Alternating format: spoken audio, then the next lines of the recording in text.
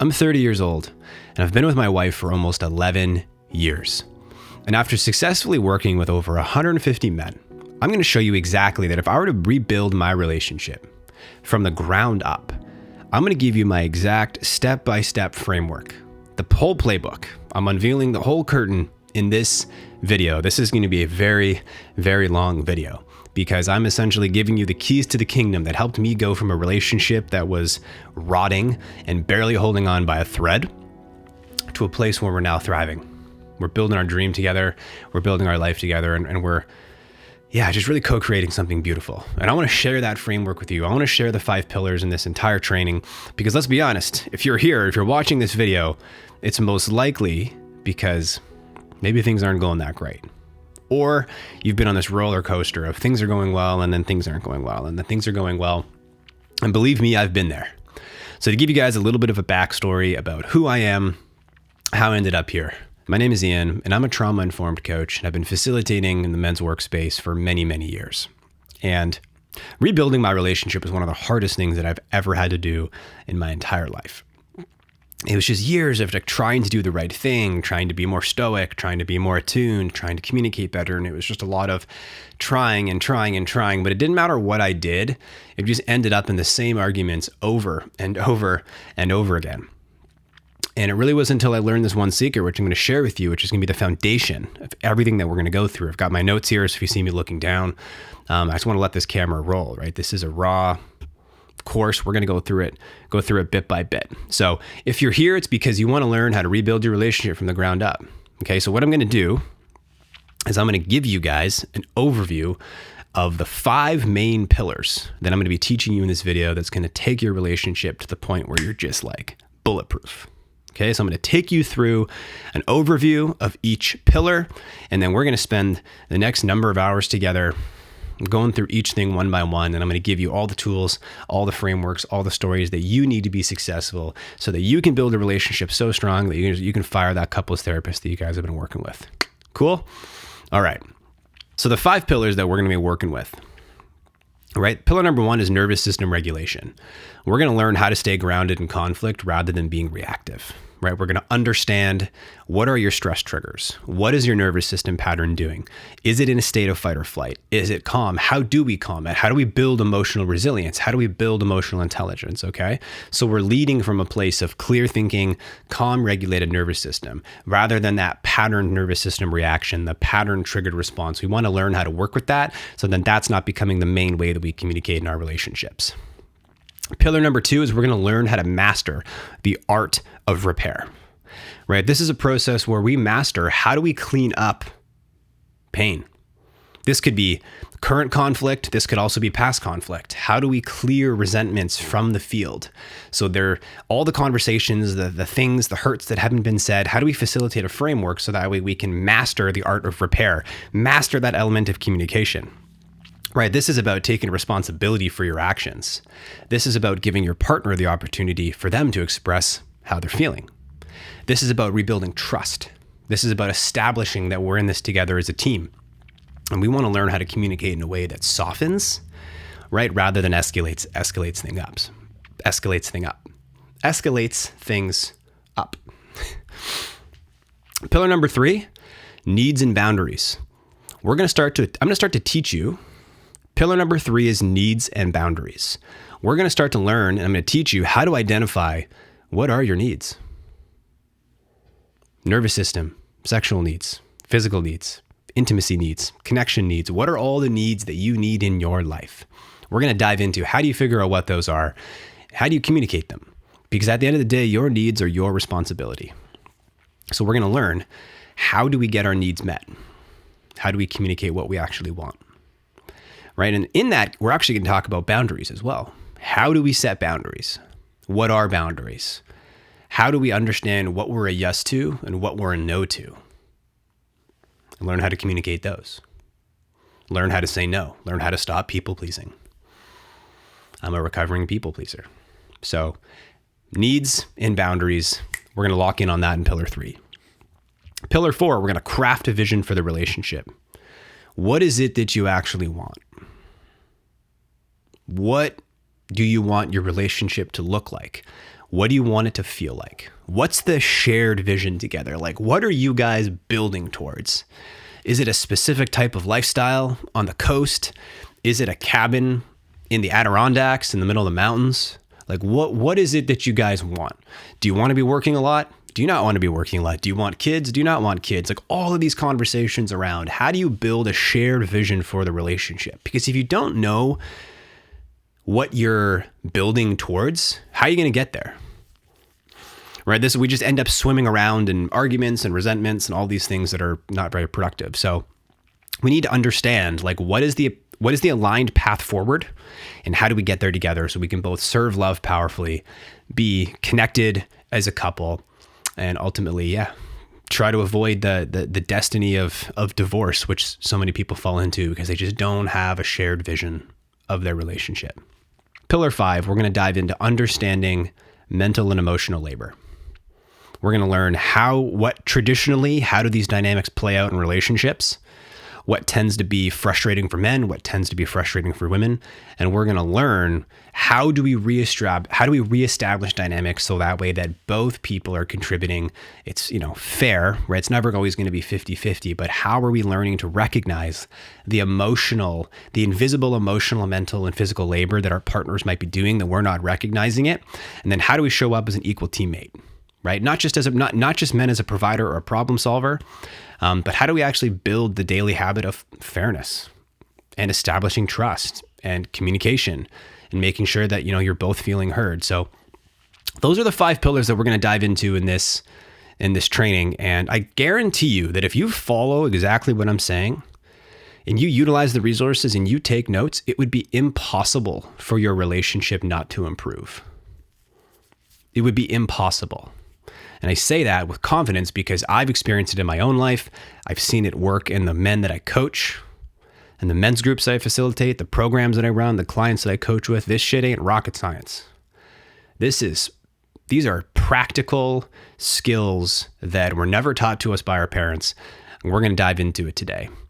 So without further ado, really appreciate you listening into a little bit about me, a little about the introduction. But we're going to dive into how do we build a relationship so strong that you can fire your couples therapist. Let's go. Welcome to Pillar 1, understanding the nervous system. In this part of the training, we're going to talk about what is the nervous system? Why is it important? What are the key functions of the nervous system? What impacts the nervous system? What are the habits that we can be implementing in our life, right, daily? Emotional habits, physical habits, mental habits. What are the habits that support a healthy, calm, regulated nervous system? So in a nutshell, I'm going to do my best not to get super sciencey in this video, but ultimately we need to understand a little bit about what the nervous system is. And the nervous system, essentially, it's composed of the brain and the spinal cord, and the central nervous system is like the command center for your entire body. So you can imagine that there's just this line of networks that go from the head all the way down your spine, all the way through your body, and it is 100% responsible for receiving and processing and responding to all of the sensory information in your environment. It's responsible for controlling your thoughts, your memory, your movement, your speech, your emotions. Your nervous system is responsible for how you experience life. That's how important it is. And why we didn't have a nervous system training or a nervous system class in school growing up, it is beyond me. But if you're going to take away something from this part of the video, it's that I want you guys to be thinking about developing a nervous system first, everything else second mentality. That you want to start living your life in a way where you're prioritizing your nervous system above everything else so that you can show up with that clarity, with that peace of mind, with that state of regulation so that you can be the best version of yourself. And we're going to dive into all of this today, okay? This session alone is worth the price of admission, which is free because this is YouTube. So the first thing that I want to talk about is there's only 2 states of being that we can be living in at any given moment. And you might have heard these terms be referred to as parasympathetic nervous system and sympathetic nervous system, but those words are a little bit tricky to remember. It's like, which one is which? Ultimately, I'll give you the brief overview, and then I'm going to show you how I'm going to refer to this for the rest of the video. But sympathetic nervous system response is when you're in a stressed response. You've probably heard the term fight or flight. This is the sympathetic nervous system response. This is a primal state. Okay, you're going to hear me refer to this as a primal state. This is when you're stressed, overwhelmed, triggered, angry, upset. This is a primal state. The parasympathetic state, on the other hand, the opposite end of the spectrum, is when you're calm. This is the rest and digest state. You're relaxed, you're safe, there's no threats. Okay, we kind of call this a powerful state. So from this moment on, I'm going to call this a primal state and a powerful state. Okay, and I didn't coin these terms. This is the words of, David Baer. He was the one that calls it a powerful state versus a primal state. I think it's genius. I think it takes away the words around sympathetic and parasympathetic, which is the scientific name. But for the nature of this training, I'd love to use the words of David. And primal state, stressed out; powerful state, calm, grounded, and regulated. So what is this primal state, right? So if you're thinking about your life, right? When you are in a primal state, so when you are stressed, when you're in that fight, flight, or freeze state, you're going to have increased anxiety, increased worry, and sometimes panic can even occur, right? So you're going to have an elevated level of cortisol, which is the stress hormone circulating through your body.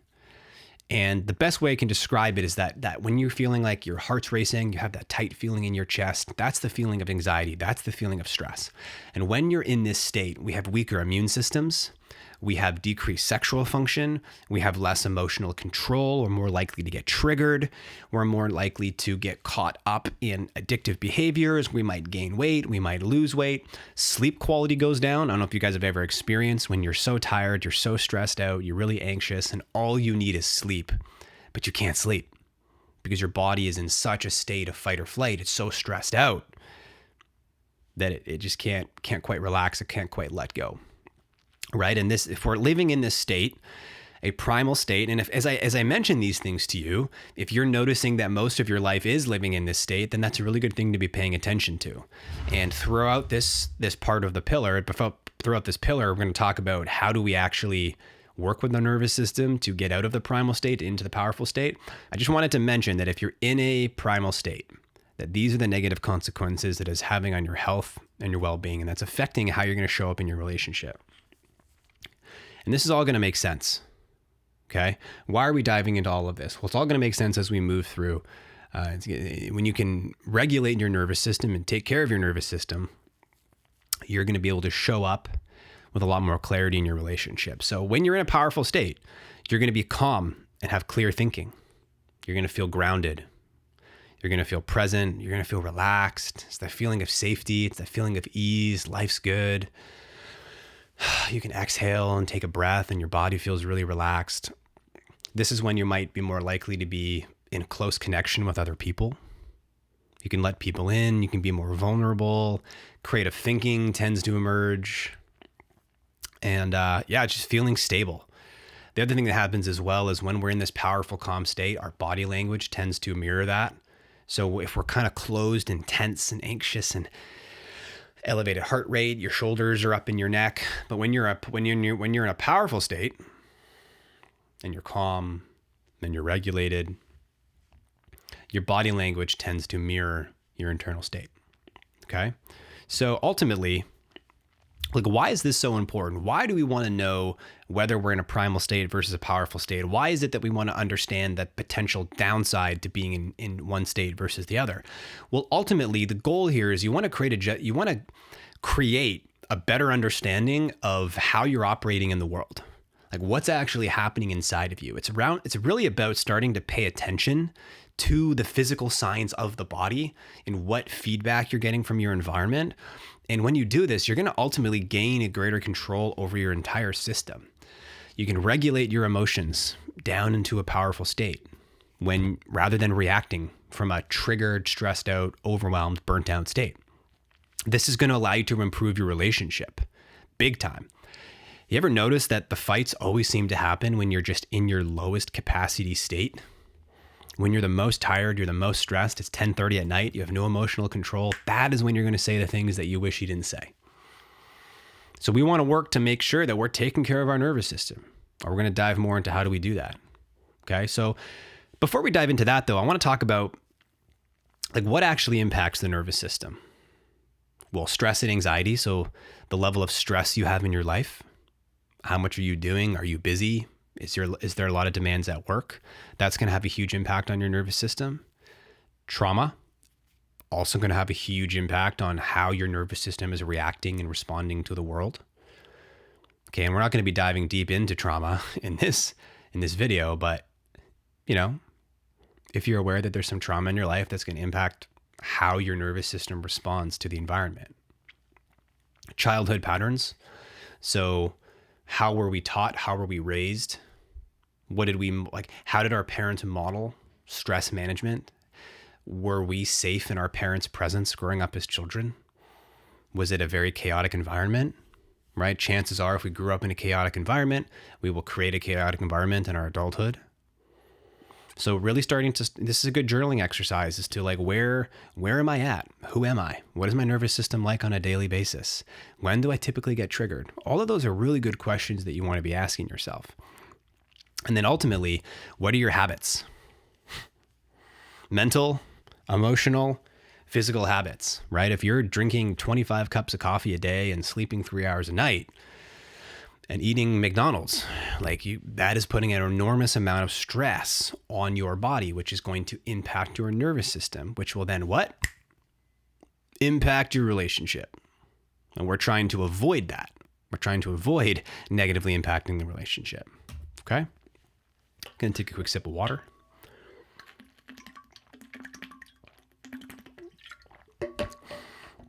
So like I said earlier, our main goal is that we want to be adopting a nervous system first, everything else second approach. We want to be designing our life around a powerful state, which means that we might have to start living differently. We might have to start removing some bad habits from our lives, adding in some healthier habits to ensure that, like I said, we're optimizing for that nervous system first, everything else second. That is our main goal. I'm going to say it one more time because I really want to nail this, what's the saying? Like nail this like a hammer or nail the head on the, anyways, forget it. Nervous system first, everything else second. So what I want to do next is I want to dive into what are the areas of healthy habits that support this powerful state? And I've got it broken down here into physical, mental, and emotional. So what are some actual physical habits that contribute to a healthy nervous system, to a lower stress response? So we want to be having consistent sleep and wake times, limiting screens before bed, eating regular healthy meals, staying hydrated, reducing caffeine, sugar, and alcohol, incorporating daily movement. This could be yoga, 10,000 steps, working out, stretching. It doesn't really matter, right? Incorporating some breath work, some meditation into our routine to reduce stress, time in nature. There's also a lot of talk about sauna and cold plunge. I mean, I do it regularly. So cold plunging is really good for stimulating the vagus nerve, which is directly connected to bringing our nervous system regulation down. And the other thing I want to talk about is your environment, right? Creating a calm sensory environment. So if your space is an absolute mess, if it's a disaster, I recommend trying to do your best to organize your space, clean it up. Get some different furniture. Think like, what's actually calm? Like when I walk into a space, how do I want this space to feel? I painted these walls black because I find that it's really grounding. It reminds me of like The Rock. Like you're in like the earth, right? We live here in Squamish, British Columbia, and we live up against these big granite mountains. So when the rock feels really like it holds me, it feels safe. So we want to create a physical environment that is safe and that's soothing. Okay. So the next piece is around emotional habits, right? These are daily emotional check-ins. So a way that a lot of people do this is through journaling, asking themselves, having some prompts like, how am I feeling today? What's on my mind, right? The other thing you can do is you can validate your emotions, expressing your emotions. And this, like I said, it can come in the form of journaling. It can also come in the form of having a check-in with a friend. Maybe it's a therapist, maybe it's a coach. This might even look like just allowing yourself the space to cry. If you're feeling upset, if you're feeling overwhelmed, pour a hot shower, pour a bath, like lay down. I've laid down here on this couch thing before and just put a blanket over me and just giving my space to feel whatever it is I need to feel. And this also means potentially prioritizing emotionally safe relationships. So if you're around other people that are stressing you out, their negativity is bleeding over into your life, maybe they're just complaining, they're just bitching all the time, then remove those people from your life. They're not contributing to your emotional health. So if you have a bad habit of hanging out with bad people, then it might be a good time to potentially start ditching those friends and getting some new friends. Okay. And then the last area is around mental habits. So this is where more of mindfulness and meditation might come into play. This is like, how do we work on a moment by moment present awareness? So rather than constantly multitasking and switching from all of these different things, let's just focus on one thing at a time. What can happen in this day and age is we're trying to respond to text messages while we're listening to a podcast, while we're cooking dinner, and the dog's doing this and the kids are doing that, and there's a partner and there's all this stuff that's going on. And like I said, our nervous system was responsible for all of that sensory information. So if we're in a really busy field all the time, that's going to impact how our bodies are perceiving it. And, we need to reduce that overwhelm, and we have to override our bad habits and start implementing ones that really create that space. So the other thing you can do is, limiting your exposure to stressful situations or stressful media. Our nervous systems are not designed to be scrolling Instagram or TikTok and seeing war, seeing people die, seeing people outraged. Our nervous systems are not designed to handle that level of stressful information coming at us. So if you notice that you're in a habit of binging things that are stressing you out, pissing you off, creating an emotional reaction, then that is a habit that you need to remove from your life. And you need to think about it like you're owning your own energy field. You're owning what you consume, what you put into your mind, what you put into your environment, and kind of blocking out the rest, being like, these don't serve me. None of these things serve me. Okay? So what I want to dive into is another piece around the nervous system. And ultimately, I've given you guys a good list of habits. I've given you a bit of a brief understanding of how the nervous system works, but there's another way that the nervous system, I'm just going to pull it up here. There's another way that the nervous system operates. And what I want to talk about is that your nervous system can also push you in and out of a specific state. So this is kind of part 2 of nervous system. So before I was talking about powerful state versus calm state, but even within a powerful state, it doesn't necessarily mean that you're just calm and happy every moment of every day. So what we can do is we can actually use different tools to shift our current state. We can shift our nervous system state based off of a couple simple practices. So an example of this might be, let's just say it's 2:00 in the afternoon, you're starting to feel a little bit tired, right? The caffeine's wearing off, but you've got a 3:00 meeting and you're feeling a little bit sleepy. So what we'd actually want to do is, in that moment in your life, being in a really calm, kind of sleepy state might not be the best for performing in a meeting or having an important conversation with your partner. We actually need to wake the body up, and we can use our nervous system to it's called upregulation.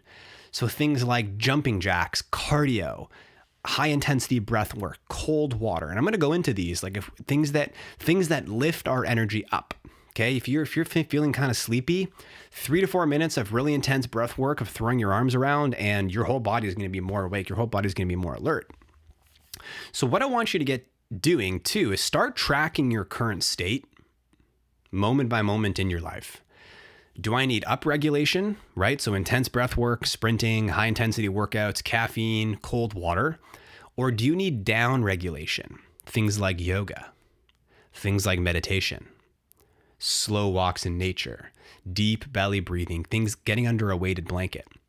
So I was having a conversation in the men's program I'm running right now with a gentleman who he works in a really busy, loud environment late at night. And he's talking about how when he gets home from work, 11 o'clock at night, it's really hard for him to sleep, right? Because his body is upregulated, right? He's fine. He's not stressed, but his body is really awake. So he's in a powerful state, but he's up here and he needs to drop down. So what he needs would be like a hot shower, followed by some meditation, maybe some like really low lighting, like things that are going to really bring the nervous system down, down, down, down, down. Whereas if you're trying to wake up for a meeting, right, you want to be doing the exact opposite. You want to be doing things that get the system going.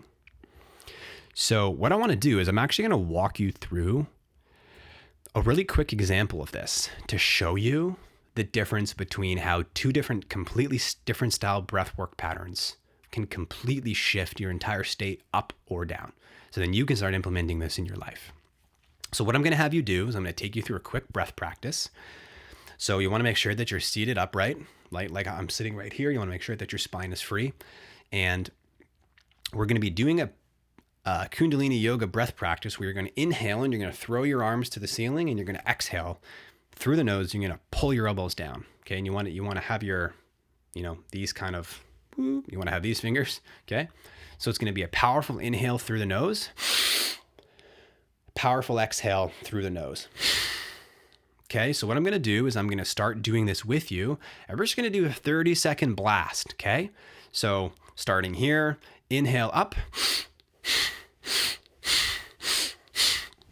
Good, good, good. Inhale forcefully up, extending your fingers to the sky.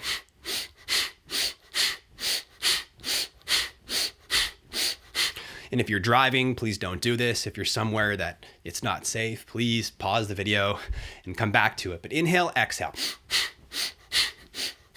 It should be really intense and really vigorous. Good, good, good. Another 15 seconds here. Inhale.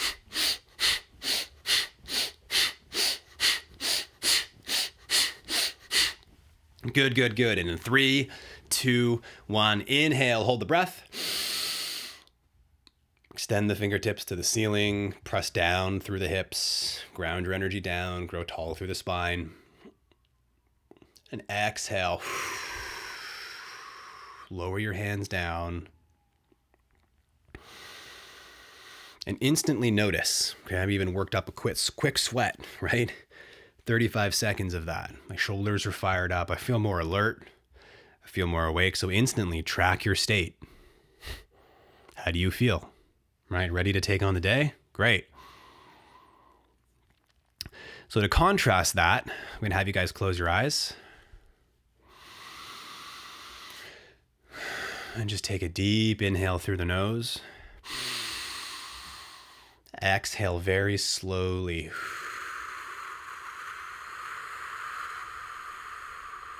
Through the lips. Eyes are closed. Another deep inhale.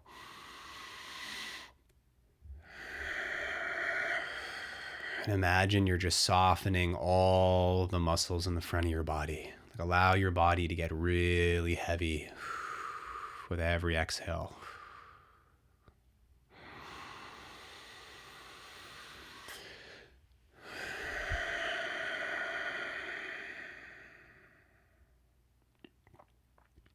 So right away, myself included, you might notice how you're a little bit more relaxed, you're more sleepy. So this is the power of the nervous system. So now that we know that, can you imagine how much better you would be as a lover? How much better you would be at communicating? How much better you would be at showing up, not getting triggered, if you're able to slow things down and really control your nervous system. How much better, how much different life would be. So that's a really quick example.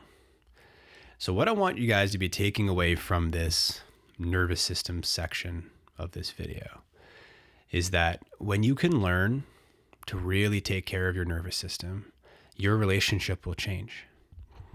And I know that we haven't even gotten into anything relationship oriented yet. It's because this is step number one.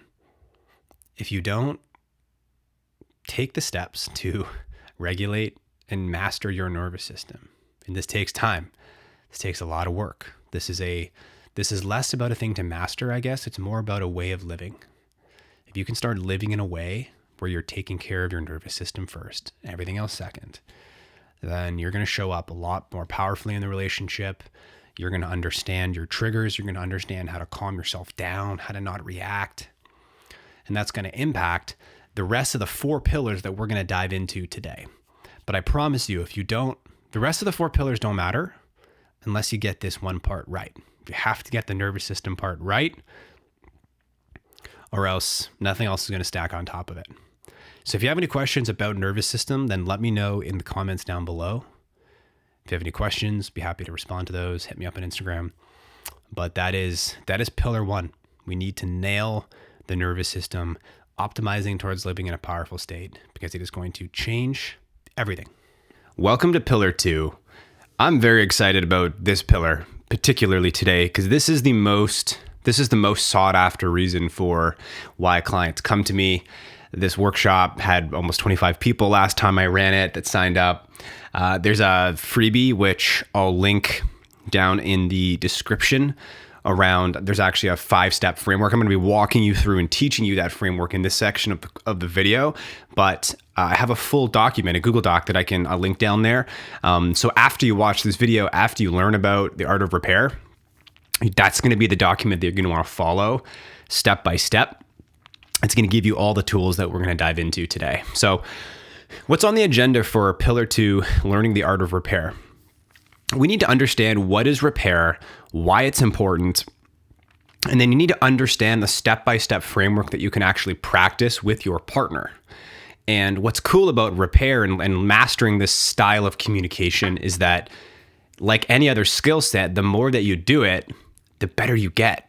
The better you get, the quicker you get. The quicker you get, you go from arguments and conflict going from lasting hours and sometimes days or weeks into you can clear up hurt in a matter of 10, 15 minutes, sometimes even less depending on it. So just before we kind of dive in, I want to go through some of the biggest complaints that I see, right? And this course is not gender specific. So one of the biggest complaints that I see from women, that I hear from women, is that they feel alone, they feel frustrated, they're full of resentments, and that they're leading the relationship, right? They're the ones that are typically thinking about the future. They're responsible for all the mental load and cognitive load. Now, we're going to be getting into that later on in this training, but that is the main complaint that I hear from women, is they feel alone, they're stuck, they're frustrated, they're trying to get their man to pay attention, they're resenting him for the way that he's showing up, and they're exhausted. They're downright exhausted from leading their relationship. And men, one of the biggest complaints that I see is that they feel like a project. They feel like they're trying, that it's never enough, and they just feel unseen. I mean, ultimately, both parties feel unseen, but what ends up happening is we get in this power struggle where women might feel alone, frustrated, and they're demanding more, and then you have the men that they think or they feel like they're doing a lot, and that she's moving the goalpost. And this causes a lot of fights.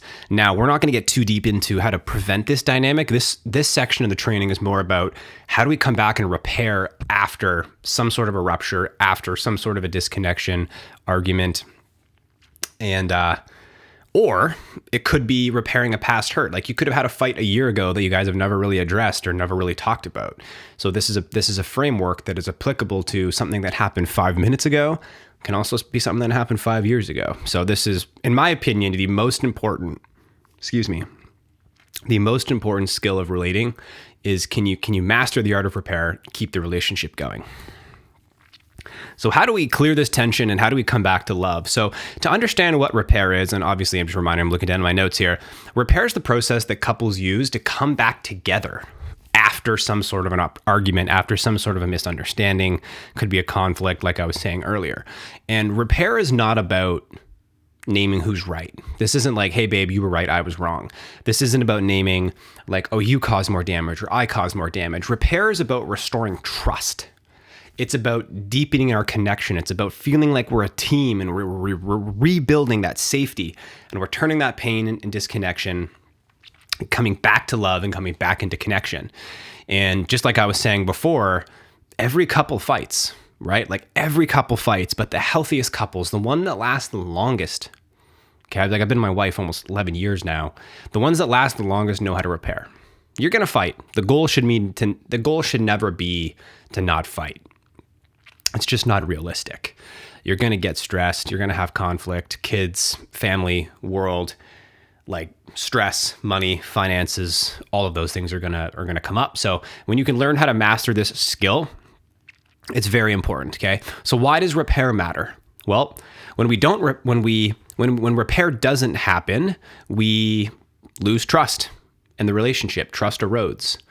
Resentments rise, right? I believe that most relationships go to die in the field of unresolved resentments.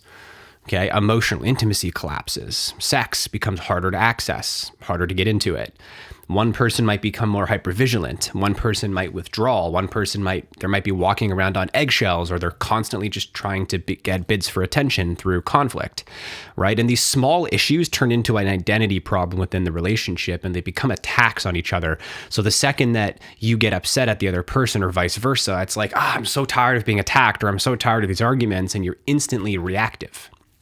And we're trying to avoid all of that, right? And that's why repair is so important, because with repair, issues become solvable, partners feel seen, partners feel heard, needs are communicated, boundaries are communicated, emotional safety returns to the relationship, right? If you feel like you can bring something to your partner and they're not just going to shut it down and they're going to be open to hearing about it, think about how much safety that provides inside the relationship. Like, this is supposed to be your person that you chose to spend your life with. And a lot of times people don't even feel like they can bring them a challenge because they're going to get upset or they're going to get reactive. And that's why this requires both people in the relationship to do the work. We've seen it time and time again. I've seen it with people, like one person can't be the only one doing work in the relationship. It just doesn't work that way, right? And unfortunately, people pick partners that are not willing to grow with them, and they waste decades of their life being with somebody that just refuses to grow, refuses to change, and it's really sad. So we want to make sure that we're turning that conflict into deeper intimacy so that both couples, both of you, can grow, and rather than just defending your position. Okay, like, repair is the difference between relationships that last and relationships that don't. So let's look at the two ways that we can repair. We're going to break this up into current conflict and old conflict. If you have old conflict, what I would recommend you do is look into your past, look into the relationship, and just start to feel into all the areas that there might have been some unspoken feelings or something that happened in the relationship. Maybe there was something that, your mother-in-law said or your father-in-law, and you feel like your partner didn't defend you, or like all of the little ways, right? I've heard it described as, in relationships, resentments are like pinpricks. So every single time your partner does something or you do something that upsets the other person, it's like a pinprick in your heart or a pinprick in your body. Imagine those like dolls with like all the pins. And what happens is, over the course of time, we're just adding all of these pinpricks. And they're tiny little things like, oh, I kind of resent you for that, or I'm kind of upset that you said that thing that I never addressed. And the reason that, usually, you probably might have noticed, you ever notice how when you get in an argument, you tend to just like bring up shit that you haven't said in the past? Because those are living inside of you. Resentments live in the body. Unless you let it go or you repair it consciously in some matter, they just stay there. And then it comes out as ammo later on. And this is actually a really, dangerous thing that happens in relationships. Like, I've done it. It's not a cool thing to do. So you got to make sure that if there are old things that are in your awareness that you can think about, that you can feel into, that you need to be applying these frameworks to those conversations.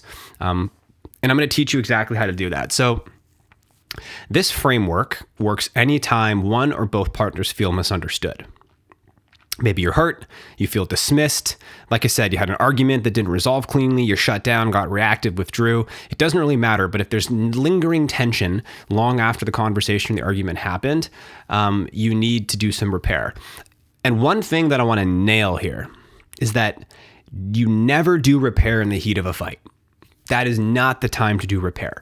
Repair requires our nervous systems to be regulated. This is why I started with nervous system regulation, this whole training, this whole course, is because if you try to do repair when the other person is still seething or you're seething, then what's going to happen is your emotions are going to trigger your partner's emotions. And then it's going to become, it's like two 6-year-olds just fighting in a room together, right? When we get emotionally triggered like that, we essentially revert back to a child. And we're just like, that's why most arguments are really, really silly. Like if you were watching a tape, there's like a videotape of your life and your arguments, you'd probably look down at them and be like, what the hell were we doing? So really crystal clear, do not repair during an argument. Wait an hour, 2 hours, come back to it the next day. If it's a little thing, wait until both of you have really regulated nervous systems before you dive in. And the golden rule here is that the person who recognizes the rupture or caused the impact is the one that initiates and leads the repair. So if I did something that's not cool and I upset my wife, it is my responsibility to come to her and lead the repair conversation. Otherwise, if you're not even willing to go to your partner and own the fact that you did something that hurt them, the relationship's not going to work out. That person will resent you, and they will not want to be around you anymore because they feel like you're not taking responsibility or accountability in the relationship. And like I said, if only one person takes accountability, the relationship dies. Like we see this time and time again. This is like the most important skill, right? I believe that divorces would happen a whole lot less if people just got their heads out of their ass, put their ego aside, realized maybe I'm not so fucking good at this relationship thing, and I should actually start bringing up some conversations with my partner and trying to be better. But that takes work, and people don't want to do that. So then people have shit relationships, and I kind of just look at them and I'm just like, you don't have to have bad relationships for the rest of your life. Like, you don't have to divorce 2 or 3 times. People do it all the time, and they think that, oh, it's the wrong person, it's their fault. It's like, well, your fault too. So, not to be a bit of an ass, but it's just fact. But the fact that you're here in this training, that means that you're taking responsibility for your relationship. Okay. So what I'm going to walk you guys through is, and you don't have it in front of you. You can click that Google Doc and you can open it up. But what I'm going to do is I'm going to go through this step by step, step 1 through 5, give you some examples, and then it's going to make a whole lot more sense when you pull up that Google Doc as a reference.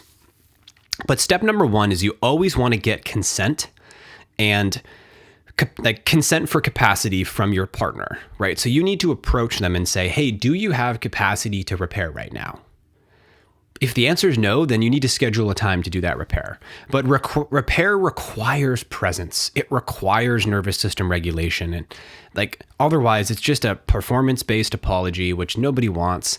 And you want to really show up with empathy, with presence, and with your heart kind of activated, and be able to actually hear this person and share how you're feeling and be able to receive how the other person is feeling. So step number 1 is you want to make sure, do you have consent? Do you have capacity for a repair conversation? Let's set a timer for 10 minutes. And then step 2, the person who is initiating the repair, you ask your partner, hey, can you share how you're feeling and what the impact was for you? So step number 2 is holding space and listening. And then you shut up. You ask your partner, hey, can you please explain to me how you're feeling about that argument and what the impact was for you? And then you zip the lip. No interruptions, no justifying, no explaining. There's no correcting their memory. There's no solving. Your job is presence. It doesn't matter how right you think you are, how wrong you think you are. You give them the opportunity to fully and safely express how they are feeling. Doesn't matter if you get triggered, you listen. I had a guy tell me once, or he said, well, what if I'm actually right? And I'm like, well, do you want to be right or do you want a relationship? What's more important to you, right? Getting caught up in a power struggle around usually the semantics of who's right or wrong. You have to ask yourself, is that the kind of relationship you want? Do you want to be in a competition of well, I was right? It's doesn't matter if you're right. The other person's upset. So, okay, so as you share, right? So this is more for the person that's sharing at this moment. You want to use nonviolent communication, right?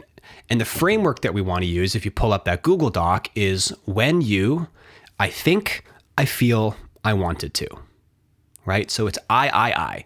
So an example of this that I have written down could be like, hey, when you yell at me and walk away, I think you're trying to hurt me. I feel scared and I wanted to tell you to leave. And there's no emotional charge. It's just, hey, when you yell at me and walk away, I think you're trying to hurt me. I feel scared and I wanted to tell you to leave, right? I think, I feel, I wanted to. So that's step number 2. So you're sharing with nonviolent communication. And by nonviolent communication, what I'm referring to is that you're not using you statements like, oh, you always do this thing. It's like, no, when you raise your voice, I feel scared, not you make me feel scared or you make me feel angry. It's like, I feel angry. I feel scared. I feel like unseen. I feel unvalidated. Nonviolent communication. Okay. So I. Step number 3 is reflecting and confirming and mirroring back what you heard. So the person that was listening said, okay, what I heard you say is, and then you repeat back as much as you recall from your partner, right? So that might be like, okay, so what I'm hearing you tell me is that when I walk away, right? When I yell at you and I walk away, you think that I'm trying to hurt you, that you feel scared, and that, you wanted to tell me to leave. Okay, did I get that right? And then you confirm with that person, did I give you everything? Like, did I get everything? Did I repeat everything back? And this moment alone can dissolve like 80% of the resentments. Because what ends up happening is when people get upset, their other person's expressing, and there's this feeling of you don't know if they're actually listening. So this completely removes that opportunity. If your partner wasn't listening, they won't be able to mirror it back to you. Now you're having a whole repair conversation around not listening during a repair conversation. So, and this came up in the workshop that I ran, is this is very important. Like, mirror everything. Like, you're forced to listen, because then now you're seeing this person, you're validating this person, and the person that shared, they are like, oh my God, he's listening, or she is actually listening. Like, oh my God, like this feels really good. For the first time, I feel seen. For the first time, I feel heard. And this can dissolve like 90%, like 80 to 90% of resentments, because people finally feel like their partner's paying attention for the first time. And something I want to mention as well, because somebody asked this in the audience, was, what do you do when you're listening, right? Because people, what they do is they sit there and they stare like a deer in the headlights, and the person that's sharing doesn't know that they're listening. So one thing I recommend is by giving nonverbal cues. Be like, okay, yeah. Like nod, make, little noises that just signal like, yeah, okay. I hear you. Yeah. Right. Be like what else? Like give them something, so then they feel like they can actually feel safe to share even further and share even deeper. Step number 4 is we need to emphasize the impact. So this isn't where you defend yourself. This is where you show understanding. So you'd want to use words and language such as, I imagine that when I did this was the impact on your body. This was the impact on your nervous system, right? You don't say like, well, I didn't mean it like that. Like that wasn't my intention, right? Intentions don't repair impact. Like ownership repairs impact. So rather than being like, oh, that wasn't my intention, was to make you feel scared, you say things like, I imagine that when you felt scared, that made you feel like you couldn't trust me. I imagine that when you feel unseen, you feel like you can't rely on me, and that has a deep impact on you. Like, it doesn't fucking matter what your intention was, right? I had this boss explain to me years ago. She made this fun comment around like, the road to hell was paved with good intentions, right? Like your intentions don't matter. If that wasn't my intention. Like I didn't mean to say something racist. Well, you fucking said something racist. So like own the impact that it has on the other person, right? And then step 5 is committing to change. This is really what rebuilds the trust over time, right? Because a lot of guys come to me and they're like, oh man, she like just doesn't trust me. And I'm like, why doesn't she trust you? Well, I'm reactive all the time. I don't follow through on my word. Like she just doesn't trust that I'm solid. And I'm like, great. So she doesn't trust that you're solid because you're not solid. That is okay. We can rebuild that over time. So this is where you say words like, here's what I'm going to do differently moving forward. And you lay out some specific action steps that you were going to take. right? Trust is built through repetitive behavior, not broken promises or not intentions, like I was saying. So if you're honestly, like if you're tired of having conversations about dropping a specific thing or forgetting a specific thing, the best way to prevent those conversations or arguments is by just changing your behavior. If you're constantly getting in an argument around not doing a specific thing or reacting a specific way, if you just stop reacting that way, you're going to get a different result. Okay, so although I'm recommending you to master this process of repair, think about how can you also be leading your life in a way where you don't have to be repairing all the time. Like if you're repairing about the same shit over and over and over again, that's probably a good indicator that you probably need to change a specific way that you're showing up. And then once the repair process comes to a complete, you can ask, hey, is there anything else you need to own or repair? This keeps the conversation balanced and prevents one person from constantly feeling like the permanent scapegoat. So you can switch and have the opportunity to be like, yeah, you know what? I think I want to express something that was bothering me as well. So that is essentially the framework for repair. I'm going to rip through a really quick review. So first off, the person who does the repair is the one that leads the conversation. Step number 1, consent. Do you have capacity for repair right now? Step 2, ask them to share how they're feeling. You listen with 0 interruptions or defensiveness. You hold deep presence, no reaction. Step 3, mirror back to them what you heard and ask them, did I get everything? Making sure that you're giving body language cues to show that you're paying attention. Step 4, I imagine this is how you felt. I imagine this is what the impact was on you. And then step 5, here is what I'm going to do moving forward. When you get this part right, this is a game changer in relationships. Like you can clear so much in the field of love when you're not holding on to all of these resentments, all of the frustration in your life. Like you can start to let a lot of that stuff go, and you let it go through these conversations of expressing, feeling seen, feeling understood, but also feeling held, right? There's usually a deeper level of connection that comes on the other side of a repair conversation. Like nobody wants to do a repair conversation.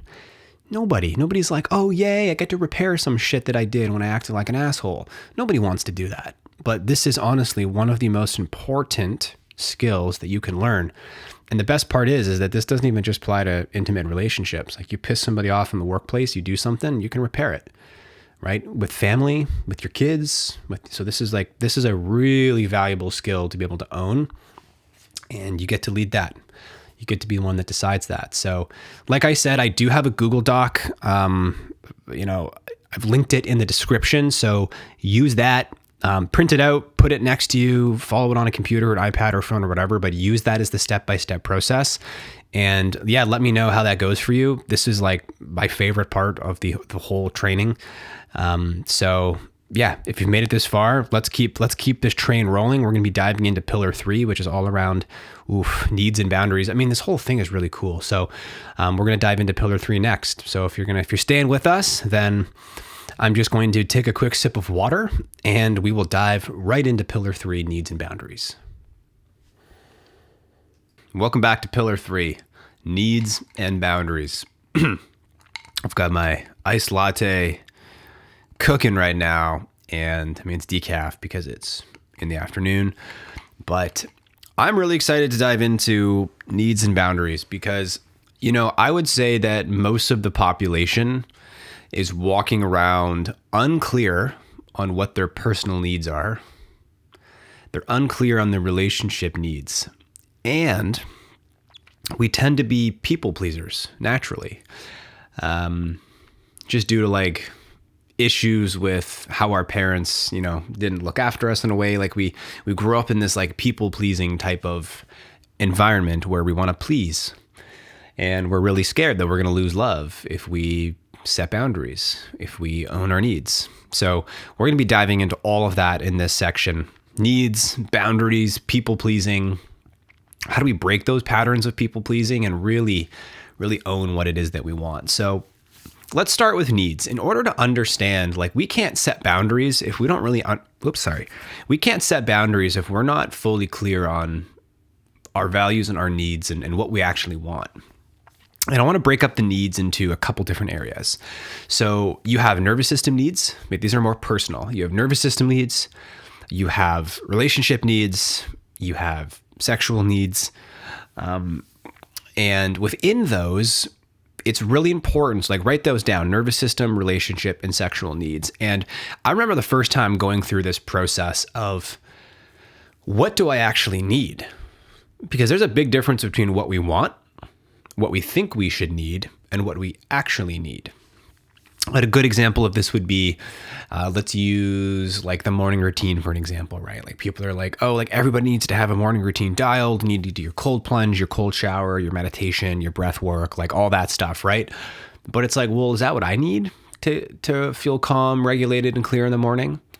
I don't know. Maybe you're out there and you're cold plunging makes me feel cold and shivery the rest of the morning, and it throws me off of work, or it activates my nervous system in a specific way. So it's kind of a weak example, but your needs are highly specific to you. What I need is different than what you need. What's different than our partners and the whole world. When it comes to needs, there isn't one size fits all. So what I would recommend you do is, this is a very tactical one. Write down emotional, or I guess you could even write down emotional, but you have emotional, nervous system, sexual needs, relationship needs. So these are needs that you need met by your partner, and start to really sit with that, right? When you're thinking about your nervous system needs, what do I need to feel calm and regulated on a daily basis? What do I need? How do I have to set my life up in a way where I get that need met? Maybe it's you only drink 2 coffees. Maybe that is what you need in order to keep a regulated nervous system. Maybe you need a daily walk. Maybe you need a moment of silence where there's no demands from the world, your business, your partner, your animals, whatever it might be. But you need to get crystal clear on what is it I actually need. Maybe you need more alone time than you're giving yourself. Maybe you need more social interaction to feel alive, to feel fulfilled, to feel connected. What do you need from a nutrition standpoint? Some people need more food, less food. Some people need to eat more frequently. What do I need? Think about needs from it's a necessity. If I don't get this need met in myself, then I'm going to be dysregulated in my nervous system. Going back to pillar 1, right? Nervous system first, everything else second. Moving on to emotional needs, right? What do you need to be emotionally clear, stable, understood? Maybe you need to vent to a friend once a week. Maybe you need to vent to a therapist, or work with a coach, or be in some sort of a group, right? I'm in men's groups. I run them, right? There's women's circles, there's women groups, all those types of things. What do you need emotionally in order to stay stable? Maybe you need to check in with a friend.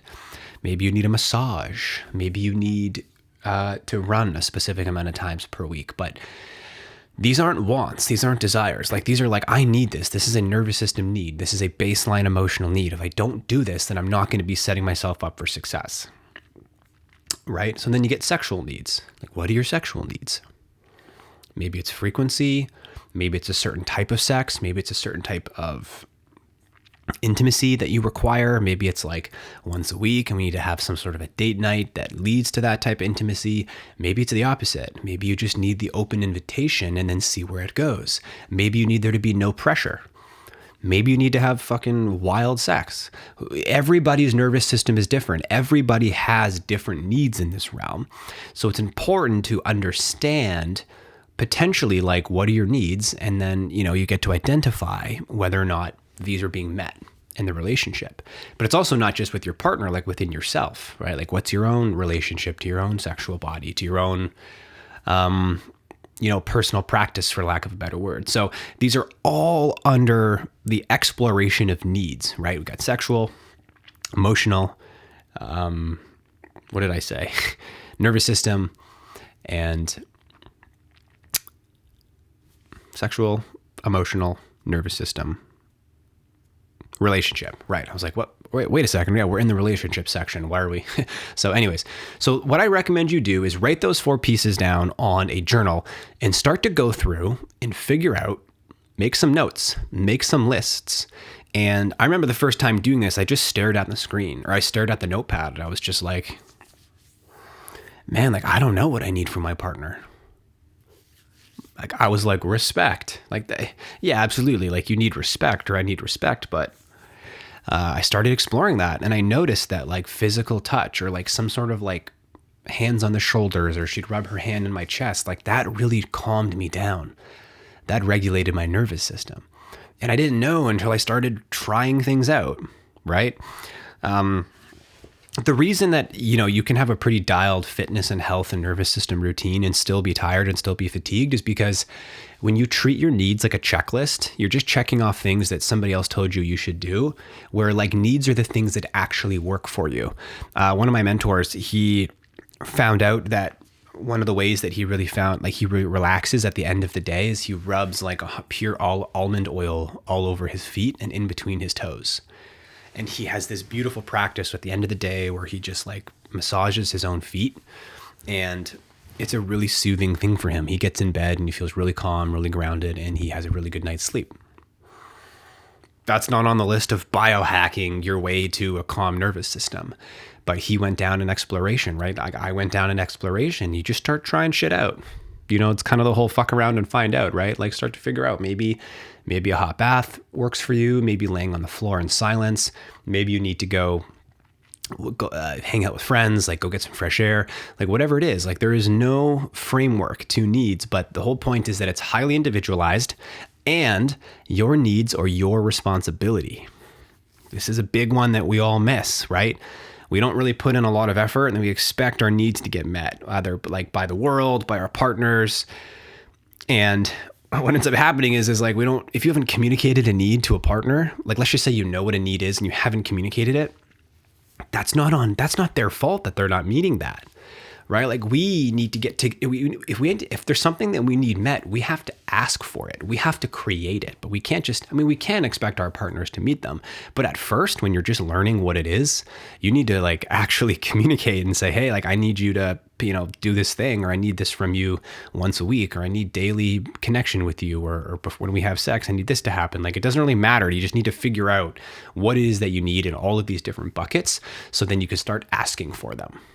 Okay, so that is in a nutshell.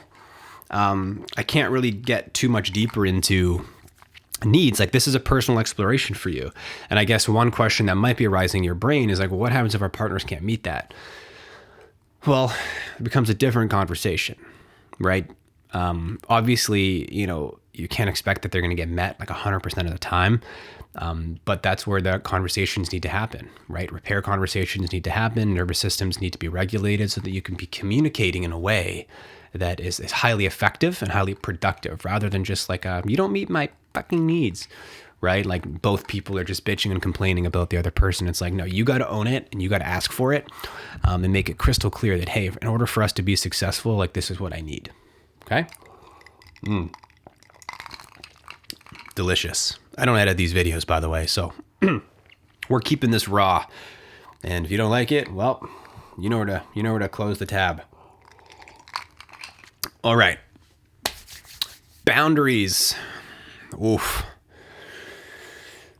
This one's going to be hard for a lot of you, because this one's hard for pretty much everybody, because nobody taught us how to set boundaries. But one of the most important things that you need to do as an adult, as a partner, in a relationship or not, is you need to learn how to set a boundary.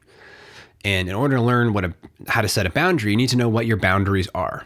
Let me give you an example. Let's use holding space as an example in a relationship. Let's just say a man is holding space for a partner when she's upset. There are teachers out there that believe that he should be able to withhold like the entire wave and chaos of a feminine storm. Like she's upset, she can say everything she wants. You can't tame her expression and her level of emotions. I disagree, and the teachers that I worked with also disagree. An example could be, okay, I can take all of it, or I can hold all of it for you. I can hold space for you as long as it doesn't get personal. Like you're setting that boundary is that, hey, I'm willing to hold space for pretty much everything, but if things get personal, like I'm a no to that. Or when you start saying this thing about my parent, like, oh, you're acting like your father, or you're acting like your mother, like getting into those personal judgment-ish statements, that is where you can set a boundary and say, hey, when we're in an argument, my boundary is that things don't get personal. Or one thing that I know is common is that when we get in an argument, like the second you start yelling, like we need to take an hour. Like my boundary is that I'm happy to have a conversation, but we're not going to be yelling at each other. Like I don't want to yell in this relationship. So you could say, great, like let's come back, let's separate, let's meet in an hour and have that conversation. You can set boundaries in the workplace as well. Like you can tell people, like my boundary is that you don't email me at 6 o'clock in the morning. Like I'm not going to respond.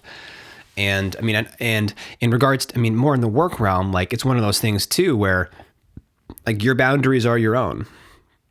Like you get to just not reply until 8 o'clock in the morning. Like you don't even have to communicate that. Like you can also just own your own boundary.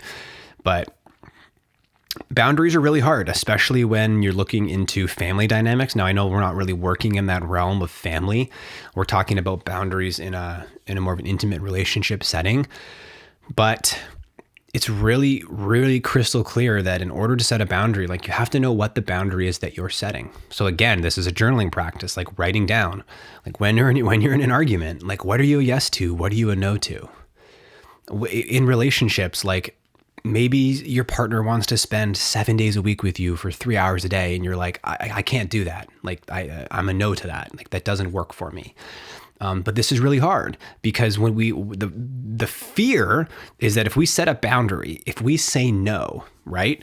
Two things tend to happen. We either say no and try to justify, right? Rather than just like, hey, sorry, I can't, or I'm not able to, right? Like no is a full sentence. No is a complete sentence. But what ends up happening is we get scared that they're going to like be upset. So we say yes, we do the thing, we blow past our own boundaries, we blow past our own needs, we self-sabotage ourselves in the pursuit of saying yes to someone or, doing something that we don't want to do. And that's where boundaries are really effective. Like we need to teach people how to treat us. Otherwise, they will just walk all over us. They will continue asking, we'll continue saying yes, we'll get upset, we'll be resentful, and then cycle just goes on. But the thing about boundaries is that like you're saying no anyways, but you're saying no to yourself rather than saying no to the other person.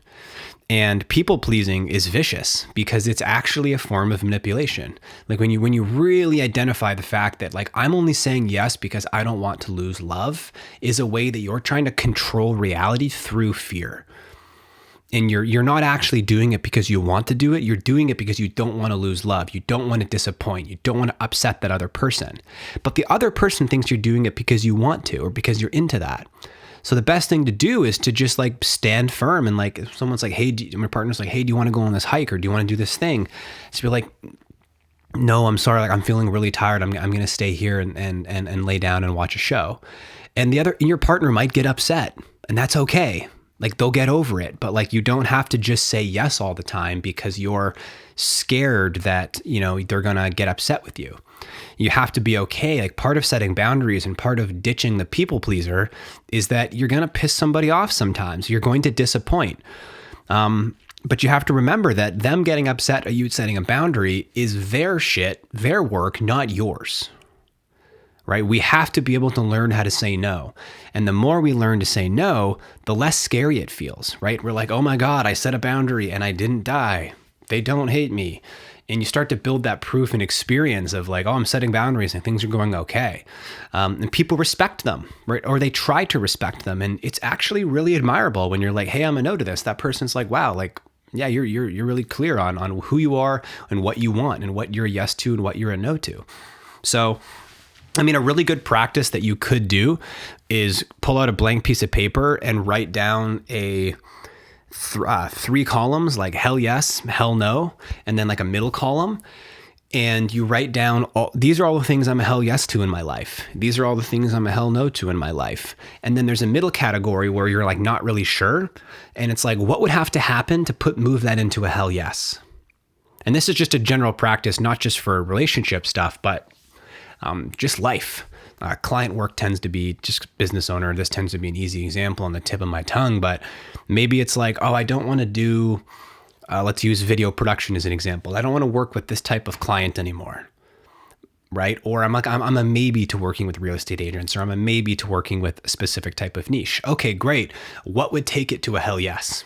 Okay, well, if I double the price, I'll work for a realtor. Or if I double the price, I'll work for a dentistry office or whatever. So you have the ability to get crystal clear on like what you're a yes to, what you're a no to, what your needs are, how to communicate those needs. And this is really, really important, right? This is one of all of the stuff in this course is important, as you can see, but this section, pillar 3 around needs and boundaries, is 100% around clarity. Like, you can't set a boundary if you don't know what you're setting the boundary for. You can't ask for a need that you haven't quite identified yet or explored, right? Or maybe you have the need and you haven't communicated it, and your partner's sitting over there being like, I don't know why he's so mad all the time, or I don't know why she's upset. Well, it's like, well, have you communicated that you need a specific thing? No. All right. Well, your partner's not a mind reader. It'd be great if we could be mind readers, but it's somehow in evolution, mind reading never made it into the, anyways, we digress. So I hope that's really helpful. Journal on your needs, figure them all out, journal on like what you're a yes to, what you're a no to, and then start setting boundaries, start communicating your needs, practice saying no. I've had a teacher prescribe this practice where it's like, how many no's can you collect in the next 30 days? Like, practice saying no to people and practice not justifying it. Hey, can you come over and do this thing? Or can you go out on Saturday with me and my friends? Hey, sorry, I can't. Not, hey, sorry, I can't because da da da da da da. Just, hey, sorry, I'm not available. And then sit with that discomfort. Be like, oh, they're going to get upset. It's like, no. And also maybe, but them getting upset, that's just you trying to manage their emotions. If you're just saying yes because you don't want them to get upset, that's you trying to manage their emotions, and their emotions are not your responsibility. Your emotions are your responsibility. And just think about, when you blow past your own boundaries, you're going to get resentful, but you're going to be resentful with yourself rather than. So anyway, so that concludes pillar 3 on needs and boundaries. If you have any questions, drop a chat or drop a comment down in the description. Sorry, the comment section. And I'd be happy to answer any questions you have. You can always DM me on Instagram, hit me up, book a call, do the things that you got to do. Like I work with men and couples in this realm professionally full time. So I'm very familiar with helping people navigate, their needs and boundaries. So I know this piece is really tricky for a lot of people. So pillar 3, needs and boundaries, get to it, get journaling, and get communicating. And I look forward to seeing you in pillar 4. Welcome to pillar 4, which is all around crafting a vision for your life and for your relationship. This is really exciting because what we need to do in life is we need to define a clear life that we actually want to live. So often in life, welcome back to pillar 4. All right, let's dive into pillar 4, which is all around crafting a vision for our life and for our relationship. And this is all around getting crystal clear on who are we? What are our values? What do we want? What do we want out of life? What do we want out of our relationship? So in this video, I'm going to talk about defining a clear life vision rooted in purpose, values, desires, and impact. We're going to talk about how do we translate that vision into an actionable roadmap with real steps, so it doesn't just seem like this amorphous thing that's off in the distance that we can't really reach. Like, how do we actually bridge the gap between where we are now and what it is that we want? And then I want to talk about too, like, how do we build accountability systems to ensure long-term follow through? One point that I want to make was I was having this conversation with my brother the other day and talking about this concept of people start climbing up this ladder in their life, right? They're go to school, they get a job, they start advancing, they get into a relationship, and they're stepping up a ladder rung every year. But the problem is they get to a point in their life where they realize that ladder's been leaning up against the wrong wall. And it feels impossible to change, because in order to change, you have to come back down the ladder, move the ladder over to a different wall, and start climbing back up. So this is where people will just live in that state of unhappiness, unfulfillment. They never actually move towards a life that they want. They stay stuck forever. So we want to avoid that. And the number one thing that I want you to take away from this video is that you need to define your why. Like, what is your purpose? Why are you here? What are your gifts that you need to offer the world? Like, what's something that you can commit to that can get you out of bed in the morning? Maybe it's family. business, parenthood, like motherhood, fatherhood, community. Maybe it's a mission that you want to bring to the world. It doesn't have to be something that makes you money, by the way. This concept of why and purpose, people seem to think that, oh, if I'm not running an organization that provides clean drinking water to like sub-Saharan Africa, that like I'm not on purpose. But for you, purpose is very specific to where you're at in your life. And if you want to be on purpose and you want to have that feeling of like what gets me out of bed, what gets me alive in the morning, then you need to start to figure out like why, like what are you here to give? What are your gifts? And you know, what's really challenging is like this becomes a big complaint in relationships is that you end up with a partner and they're like, they just don't really have much to give, or they don't want to do a whole lot. They lack purpose. And it's really hard to be with somebody that lacks drive, that lacks purpose, that lacks meaning, because they live in this like muted dull zone for a big part of their life. They're not really like working towards anything. So, you know, this piece is less around a relationship in the sense where like building a shared vision. It's more like, what's the vision that you have for your life that you can bring to the relationship, that you can bring to the table? Because when you wake up inspired every day and you're on purpose and you're doing something, you're going to naturally show up better in your relationship. You're going to be lit up. You're going to be fired up. You're going to have something to share it with. It's really effective. So you need to define your why. And if you don't know how to do that, then what I recommend everybody that I do, I tell all the men's this in my men's group, in my program, you need to create space to explore it. That might be once a week. You go grab a coffee with no phone, pen and paper, you just journal. What do I like? What do I enjoy? What are my gifts? What are the things that I want to do that I'm too scared to do? What are the things that I really want to do that I don't want to tell people about because they're going to judge me? But you need to create space in your life to explore that. Maybe it does look like volunteering. Maybe it does look like starting a side business, but you have to try things and create meaning and create purpose. Purpose and meaning doesn't just fall in your lap. You kind of have to go out there and figure it out and find out, right? So this goes back to the fuck around and find out thing. Like, why are you here? What is your purpose? And if you don't know, that's okay.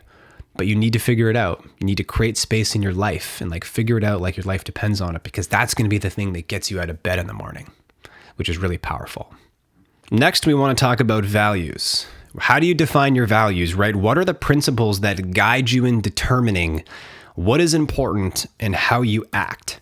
So I've got a list of values I'm going to bring up here, but I mean, most people have a good idea. You might have a pretty good idea of what your values are, but honestly, like authenticity, right? Courage, creativity, curiosity, dependability, empathy. I've got a list that I've written out here. Gratitude, honesty, integrity, kindness, loyalty, patience, perseverance, respect, legacy, discipline. Like these are all values that you could be living by. And what I recommend is Google list of values, or have ChatGPT write you up. Like, what are all the main values in the world, and what are the main 3 to 4 that stand out? Right? Those become your values. Those become the lens in which you make decisions and see the world. So if one of your values is authenticity, then you're going to feel the best when you're showing up authentically. You're going to stop putting on this veil of this mask of who you want people to think you are. And you're just going to be like, this is me. Like what you see is what you get. Maybe integrity is a value of yours.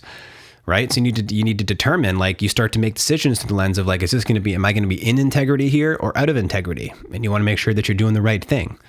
But we have to know, like, if we don't know what our gifts are, why we're here, what we're trying to create in the world, and we don't have values, we haven't identified what our values are, this is why people walk around lost. They walk around dazed and confused because they don't have anything that's guiding them. They don't have something that's like a moral compass or a map. They don't have that like through line of like, all right, like I want to be authentic, I want to be integral, I want to be kind, and I want to respect people. Boom, like that is crystal clear. Like those are my 4 values. And you know what? I'm here to, I'm on a mission to awaken 1 million men to live with purpose, depth, and integrity, right? This is a movement to help men go from surviving to thriving. Like that's my purpose. That's my why. So what we want to start to do is build out a vision map, right? So like within the vision map, we have our why, we have our values, okay? And then we have our desires. So it's like, I'm going to kind of start to share with you my vision map, but I came up with this whole concept around Project 1 Million. I'm on a mission to awaken 1 million men to live with purpose, depth, and integrity. This is a movement to help men move from surviving to thriving in their life. My values are authenticity, integrity, respect, and kindness. That's so funny that those were the 4 that I picked, because those are the 4 that I just randomly read out on the screen, right? You know your values, right? So once you have your why, once you figured out your why, once you have your values, you need to figure out, like, what is it that you actually want in your life? Health, wealth, lifestyle. Like, what are your health goals, fitness goals, athletic pursuits? What are the mountains you want to climb, the waves that you want to surf? What marathons do you want to run, right? How do you want to feel in your body? How do you want to look? How much energy and vitality do you want to have? Okay, like, what are your desires in the realm of health? That's all going to feed into, if you're healthy and you're feeling really good, then you're going to chase that purpose with vitality and passion. Okay, I'm lit up right now, even just talking about this, because I'm on purpose right now, right? Wealth. What's your income goal? Don't be scared. Be audacious. Is it $100K a year, $200K a year, $500,000, $1 million? Doesn't really matter, right? Is there a type of house that you want to live in? Do you want to travel? Do you want to retire your parents? Do you want to send your kids to private school? Like, getting crystal clear on, hey, if I'm an orient towards making X amount of money, it's going to fulfill my desires. It's okay to want money. It's okay to want to have a specific lifestyle. For anybody that's telling you that that's not okay is completely full of shit, because most of the time when I hear that from people and they're sitting in their $5 million home, it's like, okay, Mr. Wealth person, like, money doesn't matter. Okay, then sell your $5 million home and your cars and go live in a shack. Oh, right. You love your comfort and your beautiful backyard and your swimming pool and your swim spa. So shut the fuck up, right? Don't listen to those people. Lifestyle. Okay. Do you want flexibility in your work? Right? Do you want to be remote based? Do you want to be location based? How many hours do you want to work in a week? Right? How do you want to spend your spare time? Who do you want to spend your time with? Like, I don't want to work 100 hours a week. I've worked ridiculously long weeks and ridiculously long hours, and man, it sucks. Like, I hate being tired all the time. So, like, get really clear on, here's my health goals, here's my financial goals and what I want to achieve in the wealth category, and here's the lifestyle that I want to live. Okay, so, right, this is the vision map we're building out, and I'm going to keep going through this, and I'm using myself as an example. But my why, Project 1 Million, baby. I'm on a mission to awaken 1 million men to live with purpose, depth, and integrity. Right, this is a movement to help men move from surviving to thriving in their life. Right, I'm standing behind my values with authenticity, integrity, respect, and kindness. In the health realm, I want to be healthy, fit, strong, mobile, lots of energy. I want to feel 10 years younger than I am at every moment of my life. I want to surf 5-foot waves. I want to run a Squamish 50-kilometer race, and I want to compete in High Rocks Pro. And eventually I want to receive belts in BJJ, which is jiu-jitsu. I've never done it, but that is something that I want to achieve in my life. Wealth, right? I have a revenue business goal of $500K a year, right? I want to have a backyard with a wellness spa built in. And I want to have a 1969 Stingray in black. I'm not a car person. I'm not a fancy car person. But there's something about that old school Stingray with that bent hood. I just love it, man. I don't know. That's what I want. Can't really tell you anything. It's on my mood board on Pinterest, which I'll bring up later. I want to have flexibility in my lifestyle, right? I want to be able to work remotely, work around the world. I want to build my business around sprints, which is like go hard, make a bunch of money, rest and travel, repeat. Drink little espressos, right? Drink my little espressos on a patio with my laptop. I'm in somewhere down south. There's beautiful palm trees. And then, I want to be able to like write and record music on weekends in a home studio. I don't have a home studio yet. I got a little bit of gear, some guitars kicking around, but ultimately, like, this is, can you see the level of intention around how clear I've gotten on what it is that I want in my life? It's really easy to get motivated because I'm like, man, like, I'm so clear on what I want. I got to go out there and create it in the world. And it fires me up and I feel so good, right? Like, I'm full of energy right now teaching this parts of the section. So like my goal for you is start building out this vision map. Create a board on Pinterest. I've created many boards on Pinterest. Like, go through and find like what's the house that you want? What's the backyard? Where do you want to travel? Like, pull some photos of the waves that you want to surf or the mountains that you want to climb. Like, visually, like, get involved, get creative with it. Make a coffee or a tea, put on some nice music, and really allow yourself to get in that flow, right? Get in that flow of like what is that I want to create in my life. And then now you have a roadmap. You're not just like, I want to make money. I want to have a good relationship. Well, to what extent? What does that mean? Okay, so just to kind of recap on what the sections are here, like write this shit down. You've got your why, your purpose, right? Your values, and then you've got clarity in what you want in your health, your wealth, and your lifestyle. And you want to get crystal clear, because if you're not clear or you're going down a path and now you have this way to orient your life, you're like, well, I don't want to say yes to that opportunity, or I don't want to do that thing because that doesn't align with my vision map for my life. Right? So we want to get 100% crystal clear on all of these different buckets, because that's what's going to allow you to build the life that you actually want to wake up to every single day. Okay. So yeah, I mean, that's pretty much crafting a vision for your life. And you need to do this, your partner needs to do this, and then you need to cross-reference with each other as to, this is what we actually want in our life, this is what we want in our relationship, and then you can create that path forward and learn how to support each other, learn how to love each other better in that, and support each other's dreams. And now both people are contributing to their internal life as well as the relationship. So that is how you craft a relationship. That is how you craft a vision for your life. And I'm just really excited that to see you. If you've got a Pinterest board that you've created, like DM me on Instagram, send it to me. I'd love to see the board that you've created, because I just love this shit. I've taken a group of men, right? I was tentative at first when I first launched the program. I was like, am I going to really make a bunch of men do vision boards? We did it. It ended up being one of their favorite parts of the entire program, which is awesome. So if you have any questions, again, drop it in the comment section, hit me up, and or book a call, and we'll continue to dive in this as we build out your life and build out your beautiful relationship. So let's move on to the fifth and final pillar of this course, which is understanding and sharing the mental load. This is the number one thing that I think causes divorce. Let's dive in. Welcome to the fifth pillar of this training, which is all around managing and defining mental load in the relationship. So let's just dive right in and understand, what is mental load? Because this concept is being tossed around Instagram left, right, and center these days, and a lot of people don't understand what it is. So mental load is the cognitive and emotional effort of managing life, which includes planning, organizing, and remembering the often invisible work of daily tasks, right? Managing household schedules, anticipating needs.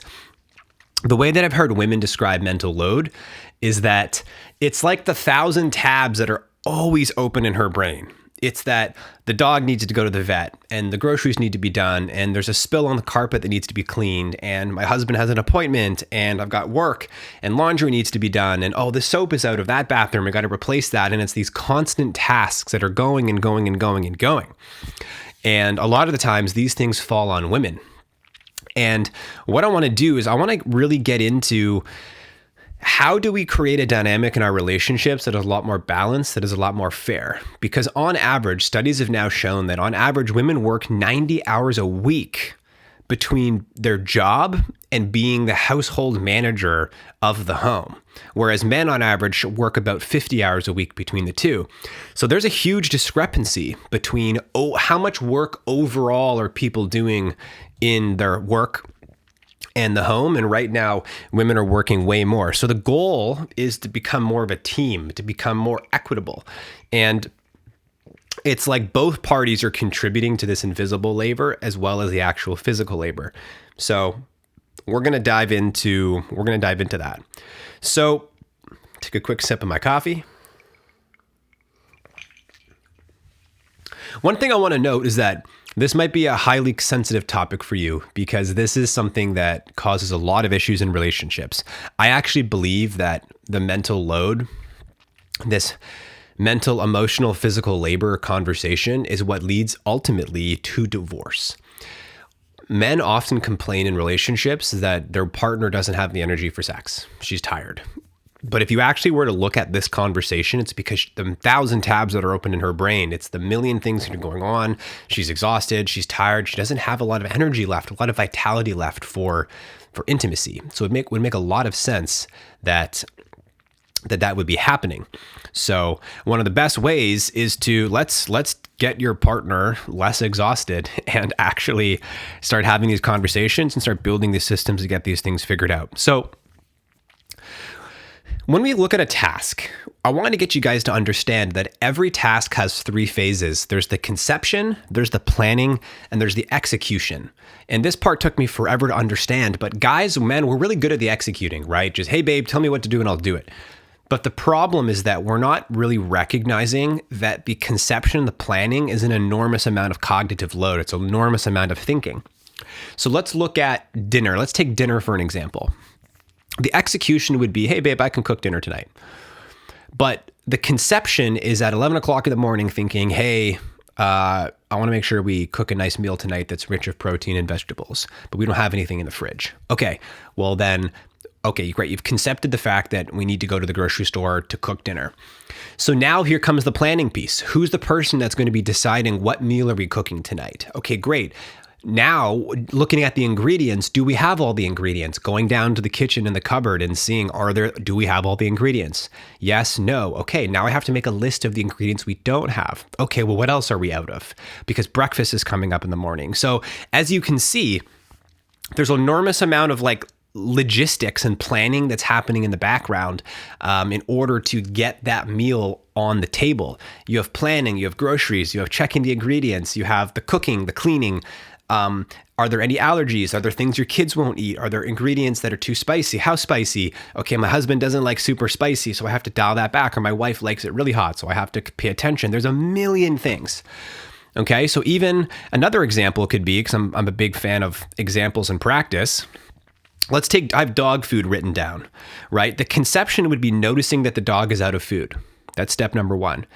Planning is step number two. Okay, on Tuesday, I'm going to pick up food after soccer practice. Great. Execution is actually just the driving to the store to get dog food. So in many cases, men do the execution when asked, but often neglect the first two. And the first two is the exhausting part. I'm not going to lie. It's really easy to get a text from, my wife and be like, hey, pick up dog food. Yeah, done. I head from the cafe. I had to get some dog food. I don't have to think. I can still be thinking about work or whatever. I'm going to go get dog food. But she's the one that's constantly having to remember. Right? And these are the often overlooked subtasks that default to women. There's a book called Fair Play that talks about women being like the she-fault parent, where all of these subtasks and these conception and planning tasks get defaulted onto women because most of us grew up with men that didn't do these things and women did it all. So then that's how we learned on either end, like we don't do it. We're responsible for it. And they're the complete opposite. Right. So when we look at all the subtasks that need to be considered, think about like a road trip, right? Like let's just pretend you're heading out on a road trip on Tuesday, right? You have to start thinking about it. You have to start training your brain to be like, well, we're heading on a road trip. What are the things that need to be thought about, right? Finding the route, checking the weather. What are the snacks? Are we buying snacks? Are we making snacks? Where are the gas stops? How long do we go? Do we need a dog sitter? Okay, great. We need to write a note to the dog sitter to let them know that our dog is allergic to chicken, that they can't have these treats. Okay, closing up the house. Like, is the stove off? Are the lights off? Are the heaters off? Right? Texting somebody to put out the garbage bins. These are just a fraction of all the tasks. And if you have kids, multiply that list by like fucking 100. And these are very, very, very, very often overlooked. And the reason I know that this is so exhausting is when I started learning about these things and started taking it over, man, I was like, holy shit, planning is exhausting. Right? We're going on a snowboard trip next week, and then we're going to Mexico with my family. And it's like, do we have the right sunscreens? Do we have enough do we have 2 bathing suits? Like, what are we packing? Sandals? What are we doing? Like, what are we doing for food when we get there? Are we going to the grocery store? Are we going to grab dinner? No, okay, we're going to go to the grocery store. Great. Well, then we need to meal prep and plan for the week when we're there to know what we're buying at the grocery store, so we're not going to waste money. And the tasks go on and on and on.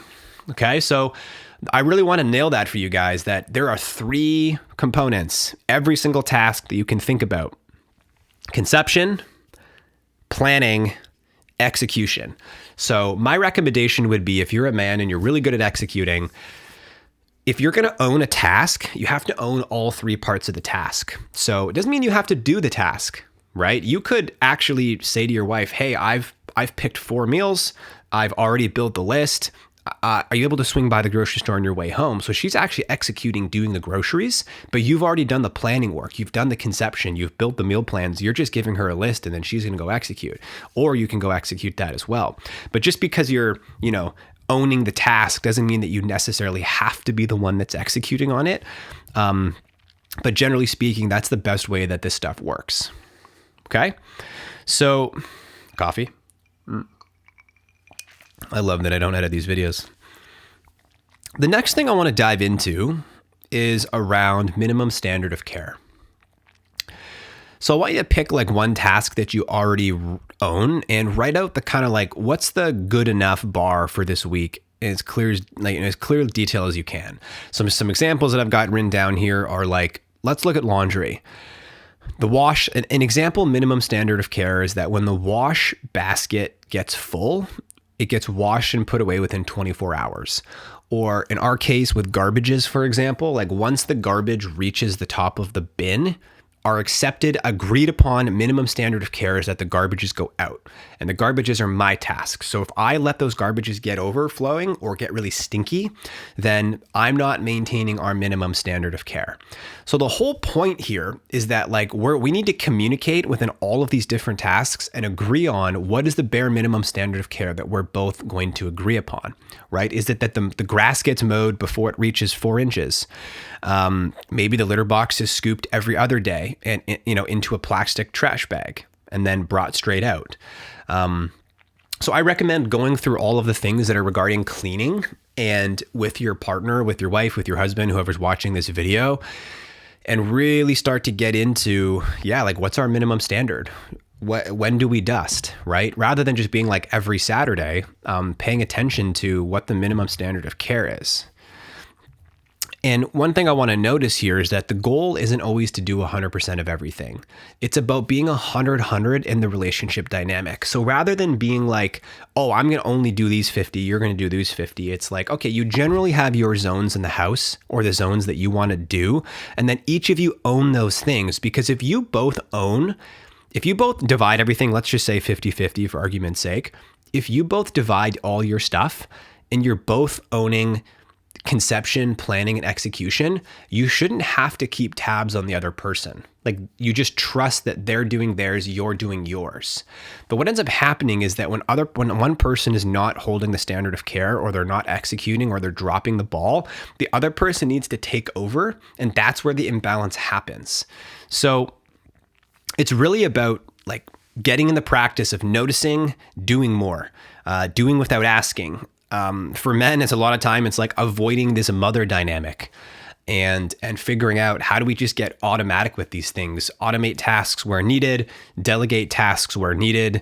One thing that I've been doing is around making sure that we have enough constant food in the house, like doing a Costco order every 2 Sundays, right? We live in a small town. We're about an hour and a half from a Costco.